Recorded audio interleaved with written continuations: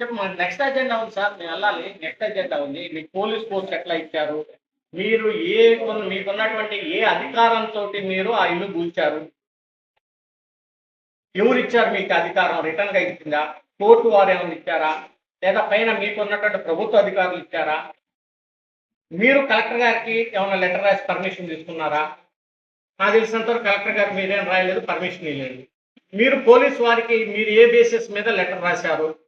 Police వారు 200 మంది ఎంపనికి పోలీసుల్ని ఇంటి మీద పంపించి దారుణంగా లేడీస్ అందరిని కూడా నెట్టిపడేసి ఇల్లు పాల్గొట్టారు. You should give the answer properly. ఇప్పుడు ఎవరు దానికి 40 లక్షల 50 లక్షల రూపాయలు ఎవరు కడతారు? వాళ్ళు చేసుకుంటారు. వాళ్ళిద్దరు వాళ్ళతో తప్పు ఎక్సా వయ్యా అది వాళ్ళు చేసుకుంటారు. మీకేం సంబంధం? చెప్పండి కమిషనర్ గారు.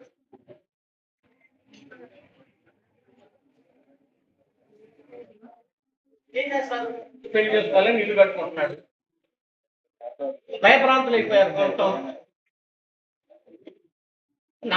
నాకు తెలిసి మీరు చేసింది కరెక్ట్ అయితే నాకు చెప్పండి అంటున్నా కదా. ఇందులో పెద్ద డిస్కషన్ ఏముంది? మీకు ఎవరు ఇచ్చారు పవర్ ఇల్లు కూర్చోబెట్టడానికి? చెప్పండి నాకు. మీకుంటే పవర్ చెప్పండి. మీకు ఎవరన్నా రిటర్న్ పూర్వకంగా ఇస్తే చెప్పండి. పోలీస్ ఎట్లా వచ్చింది చెప్పండి. పోలీస్కి లెటర్ మీరు ఎట్లా ఇచ్చారో చెప్పండి. What basis you are given letter to police? What basis they came under?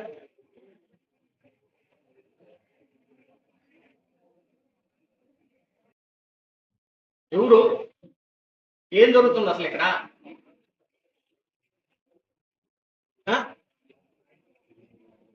మనం ఫ్రెండ్లీ ప్రభుత్వం అని చెప్పుకుంటున్నాం, ఫ్రెండ్లీ పోలీస్ అని చెప్పుకుంటున్నాం. మీకేదన్నా ఇబ్బంది ఉంటే గ్రీవెన్స్ రమ్మని చెప్పుకుంటున్నాం. కలెక్టర్ గారు ప్రతి సోమవారం రోజు గ్రీవెన్స్ పెడతారు. వాళ్ళు గ్రీవెన్స్కి వస్తే మీరేం సమాధానం చెబుతున్నారో నాకు తెలుసు.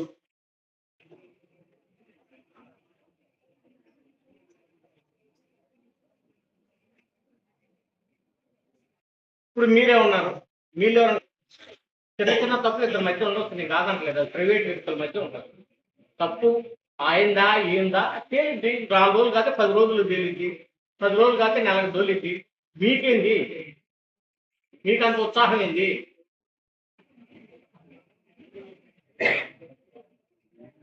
ఇల్లు కొనగొడతారండి ఎవరన్నా?